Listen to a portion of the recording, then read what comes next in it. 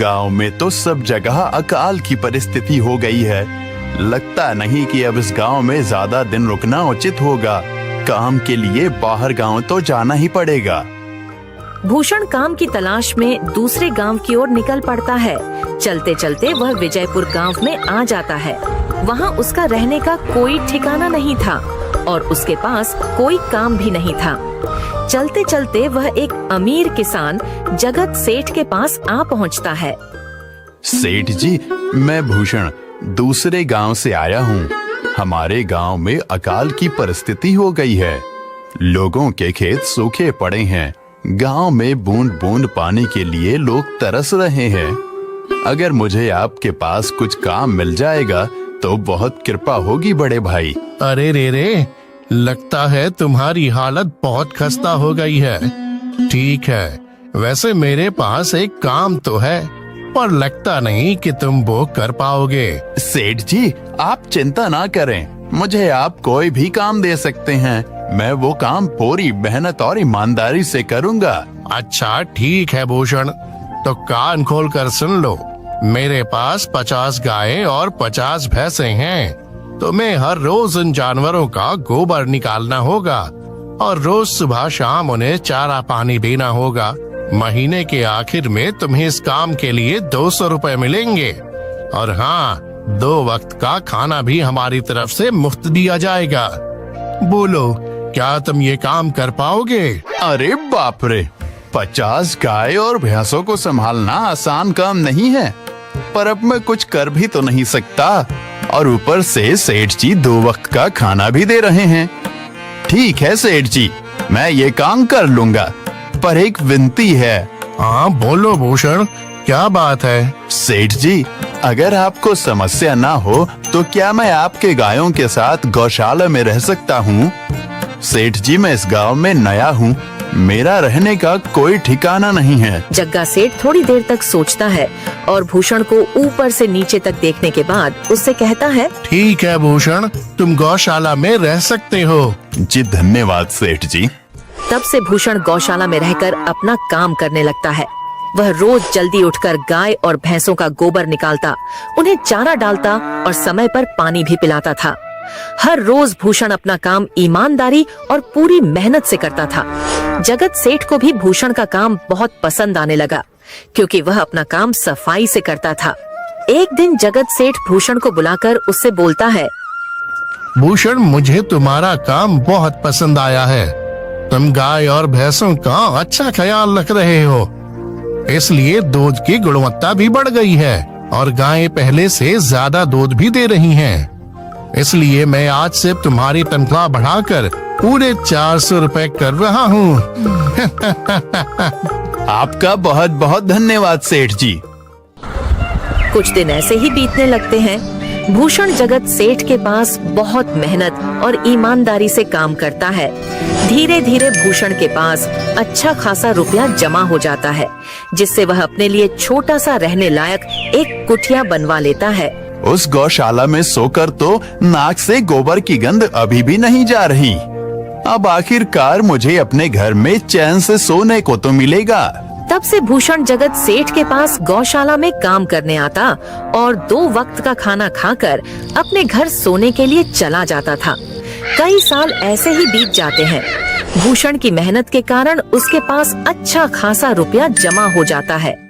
एक दिन भूषण जगत सेठ से बोलता है, सेठ जी, आजकल गांव में चोरी की समस्या बहुत बढ़ गई है और मेरे पास कुछ रुपए भी जमा हैं जो मैंने अपने घर में रखे हुए हैं, पर मुझे उन पैसों की चोरी की चिंता हो रही है।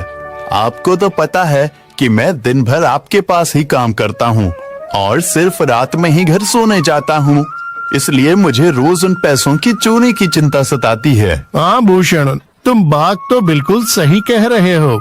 आए दिन गांव में नए नए चोरी के किस्से सामने आ रहे हैं और दिन भर तो तुम्हारा घर खाली ही रहता है, तो चोरी होने की संभावना तो जरूर है। जगत सेठ थोड़ी देर सोचता है और फिर भूषण से कहता है, देखो भूषण, ऐसे समय में तो गांव में एक ही जगह है जहां पर तुम्हारा धन सुरक्षित रह सकता है, और वो है जमींदार का घर। क्या जमींदार का घर? हाँ भूषण, इस गांव के जमींदार बहुत ईमानदार और दयालु हैं। ऐसा मैंने कुछ लोगों से सुना है, और उनके घर पर बहुत सारे पहरेदार भी हैं, तो चोरी होने की संभावना बहुत कम है। तुम अपने पैसे उनके पास रख सकते हो। अच्छा, ऐसा है क्या सेठ जी? ठीक है, फिर आज ही मैं जमींदार जी से मिलकर बात करता हूँ और उन्हें अपनी समस्या बताता हूँ। उस दिन भूषण जमींदार जी के घर उनसे बात करने जाता है। हे टुंडको, कहाँ अंदर आए जा रहे हो? वहीं रुक जाओ। जी, मुझे जमींदार जी से मिलना है। मुझे उनसे कुछ काम है। क्या काम है तुमको उनसे? मुझे जरा बताओ। जी, मुझे कुछ पैसे रखवाने थे उनके पास, यही काम के लिए आया था मैं। अच्छा ठीक है, तुम अंदर जा सकते हो। नमस्ते जमींदार जी, मैं भूषण जगत सेठ के यहाँ काम करता हूँ। कुछ साल पहले ही मैं दूसरे गांव से यहाँ आया हूँ। अच्छा भूषण, बोलो तुम्हारा क्या काम है मेरे पास? जमींदार जी, मैं सालों से जगत सेठ के पास काम कर रहा हूँ और मैंने कुछ रुपए भी जमा कर लिए हैं, पर बात यह है कि गांव में चोरी की समस्या बहुत बढ़ गई है, तो मुझे अपने रुपए घर में रखने से डर लग रहा है। अच्छा, कितने रुपए जमा किए हैं तुमने? जमींदार जी, यही कोई 5 से 6 हजार रुपए होंगे मेरे पास। वाह, ये तो बड़ी रकम है। मैंने आपकी ईमानदारी के बारे में लोगों से बहुत सुना है, इसलिए मैं अपनी रकम आपके पास कुछ वक्त के लिए रखने आया हूँ। हाँ भूषण, तुमने बिल्कुल सही सुना है। तुम्हारी रकम मेरे पास पूरी तरह से सुरक्षित रहेगी। तुम अब चिंता ही छोड़ दो, मैं सब देख लूंगा। भूषण अपने पैसों की थैली जमींदार को दे देता है। ये पूरे 5,800 रुपए हैं, आप गिनकर देख लीजिए। गिनने की क्या जरूरत है? तुम तो जगत सेठ के आदमी हो, मुझे तुम पर पूरा विश्वास है। जमींदार जी, आपका बहुत बहुत धन्यवाद। अब मुझे चोरों का कोई डर नहीं है, क्योंकि मेरे पैसे सुरक्षित हाथों में हैं। अरे भूषण, कोई बात नहीं, धन्यवाद तो मुझे बोलना चाहिए, जो तुम मेरे पास आए अपने रुपए रखने के लिए। भूषण अपने पैसे जमींदार को देकर अपने घर चला जाता है। हाँ भूषण, तुम्हारे पैसे मेरे हाथों में ही अच्छे लगते हैं। ऐसे ही भूषण ईमानदारी और मेहनत से जगत सेठ के यहाँ काम कर रहा था। देखते ही देखते 2 साल ऐसे ही बीत जाते हैं। एक दिन भूषण सोचता है, अब बहुत साल हो गए जगत सेठ के यहाँ काम करते हुए। वैसे सेठ जी तो बहुत अच्छे इंसान हैं, पर सोच रहा हूँ कि खुद की जमीन लेकर उस पर मेहनत करूँ, तभी मैं बड़ा आदमी बन सकता हूँ। अब जो मेरे पास थोड़े कुछ पैसे हैं और जो जमींदार के पास कुछ पैसे संभालने के लिए दिए हैं, वो जमा करके थोड़ी जमीन खरीद लूंगा। आज ही जमींदार से मिलने जाता हूँ और अपने रुपए मांगता हूँ। ये सोचकर भूषण जमींदार जी के घर चला जाता है। जमींदार जी, मैं अपने रुपए वापस लेने आया हूँ। आपके पास मैंने 5,800 रुपए दिए थे संभालने के लिए। अरे भाई साहब, मैंने पहचाना नहीं आपको, वैसे कौन हो आप? अरे जमींदार जी, मैं भूषण हूँ। पिछले साल मैंने आपको पैसे संभालने के लिए दिए थे, याद आया कुछ? अरे भाई साहब, मेरे पास कितने सारे लोग आते जाते हैं पैसे रखने के लिए, और सभी के साथ मेरा अच्छा व्यवहार होता है। वैसे आपके पास कोई कागजात हैं क्या? क्योंकि मैं हर व्यक्ति से कागज पर ही व्यवहार करता हूँ। किसने कितने पैसे दिए, किसके कितने पैसे रखे हैं, सबका व्यवहार रहता है मेरे पास। जमींदार जी, ये आप क्या बात कर रहे हैं? आपकी ईमानदारी देखकर ही मैंने आपको पैसे दिए थे संभालने के लिए, और आप अब ऐसी बातें कर रहे हैं। कृपया करके मेरे पैसे मुझे वापस कीजिए। हाँ भूषण, मैं ईमानदारी से ही काम करता हूँ, इसलिए तो तुमसे मैं डॉक्यूमेंट्स मांग रहा हूँ। क्या तुम्हें पता नहीं, जब तुम किसी से पैसों का व्यवहार करते हो तो तुम्हें स्टाम्प पेपर पर लिख कर देना पड़ता है। तुम किसी से भी पूछ सकते हो। नहीं जमींदार जी, मैं आपके पैर पड़ता हूँ, कृपया करके मेरे रुपए मुझे दे दीजिए। बड़ी मेहनत से मैंने वो पैसे जमा किए थे, मुझ पर ऐसा अन्याय ना करें। अरे क्या ये झूठ मूठ का रोना धोना लगाया है? लगता है तुम ढोंगी हो और मेरी ईमानदारी और भोलेपन का फायदा उठाकर मुझसे ये रुपए लेने आए हो। रुक, तुझे अभी सबक सिखाता हूँ।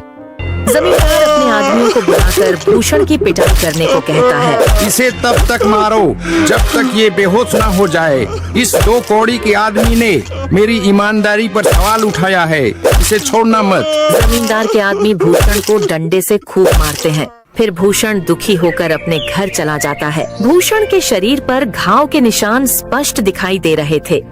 2 दिन से भूषण घाव के दर्द के कारण जगत सेठ के घर काम के लिए नहीं जा पाता है। इसलिए अगले दिन जगत सेठ भूषण के पास आ जाते हैं। वह देखते हैं कि भूषण खाट पर सो रहा है और वह बड़ा ही चिंता में नजर आ रहा है। भूषण भाई, तुम 2 दिन काम पर नहीं आए, क्या हुआ भाई? तबीयत ठीक है ना तुम्हारी? कुछ समस्या है क्या? अरे सेठ जी, आप खुद यहाँ आए हो। आप खबर भिजवाते तो मैं खुद चला आता। अरे भूषण, कोई बात नहीं, तुम्हें देखकर लगता है तुम बीमार हो। क्या हुआ है तुम्हें? जगत सेठ, क्या बताऊं, जिस जमींदार के पास पिछले साल मैंने अपने पैसे संभालने को दिए थे, वो आज मुझे पैसे वापस नहीं करना चाहता। वो बहुत लालची इंसान है, वो लोगों को ठग रहा है। और जब मैंने बाद में गिड़गिड़ाना शुरू किया तो उसने डंडे से मार मार कर मेरी पिटाई करवा दी और मुझे वहां से धक्के मार कर निकाल दिया। अरे बाप रे, ये तो बड़ा ही गंभीर विषय है। मैंने तो जमींदार के बारे में अच्छा ही सुना था, पर मुझे भी नहीं पता था कि वो इंसान इतना गिरा हुआ है। तभी मैं सोचूं, हर साल उसकी संपत्ति इतनी ज्यादा कैसे बढ़ रही है। मुझे माफ कर दो भूषण, मैंने ही तुम्हें जमींदार के पास जाने को बोला था। गलती तो मेरी भी है। नहीं जगत सेठ, आप तो मेरा अच्छा ही सोच रहे थे। ये तो उस जमींदार का लालच है। अब लगता नहीं मेरे पैसे उस जमींदार से वापस मिलेंगे भी। भूषण, मेरे पास एक तरकीब है जिससे मैं तुम्हारे पैसे तुम्हें वापस दिला सकता हूँ। जगत सेठ भूषण के कान में सारी तरकीब बताता है।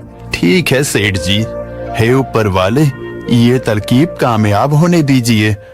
अगले दिन जगत सेठ बहुत सारे पैसों को एक सूटकेस में भरकर खुद जमींदार के घर जाता है। अरे जगत सेठ, आज आप खुद यहाँ? बोलो भाई, इस गरीब के घर कैसे आना हुआ? हमारा तो ये सौभाग्य है कि आप जैसे धनी आदमी के चरण हमारे घर में लगे हैं। नमस्ते जमींदार जी। अरे जमींदार जी, आप तो मुझे अब लज्जित कर रहे हैं। वैसे मैं कुछ महीनों के लिए दूसरे राज्य में व्यापार करने जा रहा हूँ। मैं ये लगभग 50,000 रुपए लाया हूँ। मुझे डर है कि कहीं ये चोरी ना हो जाए। क्या आप मेरे सारे पैसे अपने पास संभाल कर रख सकते हैं? आपके सिवाय इस गांव में और किसी पर भरोसा नहीं कर सकता। अरे जगत सेठ, ये भी कोई पूछने की बात है? मेरे पास आपके पैसे बिल्कुल सुरक्षित रहेंगे। आप निश्चित होकर व्यापार करने जा सकते हैं। इस बार तो बड़ी मछली हाथ लगी है। बार बार ऐसा मौका नहीं मिलता। भारी माल हाथ में लगने वाला है। तभी वहाँ पर भूषण आ जाता है। अरे भूषण, तुम? अच्छा हुआ तुम आ गए। मैं तुम्हारे पास ही आने वाला था। मुझे माफ करना, उस दिन तुम्हें पहचान नहीं पाया। इतने सारे लोग मेरे पास आते हैं तो जरा परेशानी होती है, पर मैं अपनी बातों का बड़ा पक्का हूँ। हाँ रुको, मैं तुम्हारे सारे पैसे अभी देता हूँ। जमींदार भूषण के सारे पैसे उसे लौटा देता है। माफ करना भूषण, मेरे आदमियों ने तुम्हारे साथ उस दिन बदतमीजी की। मैं आज ही उनको काम से निकालता हूँ। भूषण बिना कुछ बोले वहाँ से चला जाता है। अरे क्या बात है जमींदार जी, आप तो अपने बातों के बहुत पक्के हैं। तो ठीक है, मैं अपने सारे पैसे आपके पास रख सकता हूँ। जगत सेठ इतना बोल ही रहा था कि तभी वहाँ जगत सेठ का नौकर आ जाता है। मालिक, अब आपको बाहर के राज्य में जाने की कोई जरूरत नहीं है। अभी अभी व्यापारियों का संदेश आया है और उसने कहा कि वो खुद हमारे गांव आ रहे हैं। अरे ये तो बहुत बढ़िया बात हुई।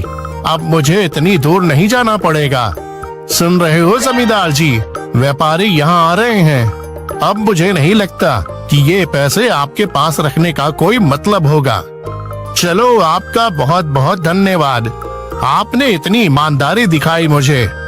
हाँ, पर अगली बार जरूर आपके पास ही आऊंगा। ऐसा बोलकर जगत सेठ और उसका नौकर वहाँ से अपने पैसे लेकर चले जाते हैं। धत तेरी की, ये क्या हो गया? ये 50,000 तो चले गए और जो भूषण के 5,800 रुपए हड़प लिए थे वो भी चले गए। आपका बहुत बहुत धन्यवाद सेठ जी। अगर आज आप ना होते तो मेरी सारी जमा पूंजी वो जमींदार हड़प लेता। भूषण, कोई बात नहीं। जो व्यक्ति मेहनत और ईमानदारी से कमाता है, ऊपर वाले उसका कभी बुरा नहीं होने देते, और जो हराम की कमाई का खाता है उसका कभी अच्छा नहीं होने देते।